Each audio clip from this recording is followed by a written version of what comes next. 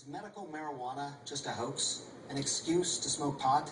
Well, it's true. You know, some doctors are going to prescribe it for just about anything.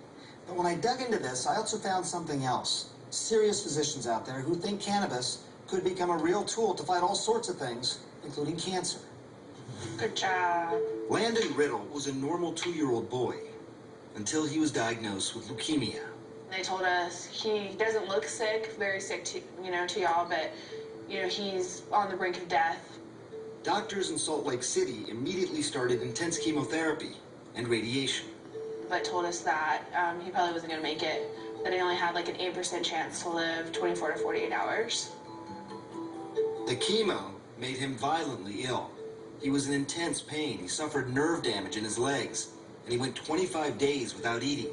Around the clock, he's usually on liquid morphine, Ativan, promethazine, and it just really didn't seem to be helping. And then she heard about medical marijuana. We didn't have anything else to lose.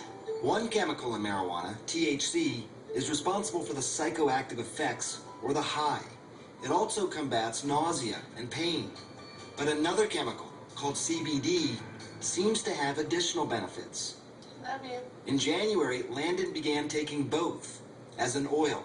As soon as we started doing the oil, his platelets have been above normal for a cancer patient. They've been at a regular, healthy person's level, and they can't understand why. And it's this effect that has intrigued researchers.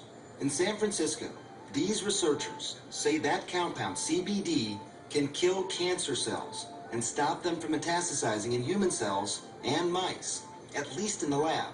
This compound that appears to be quite effective at inhibiting cancer in the dish. And they're ready now to take the next step, which is large-scale clinical trials. Of course, many cancer therapies do make it to this step, and some say it is too early to get excited.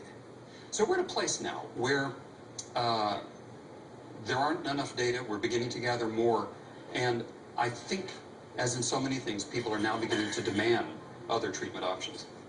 Now, it's worth pointing out, Landon has been off chemo for 3 weeks, and whether or not the cannabis actually played a role, his mother says his leukemia is currently in remission.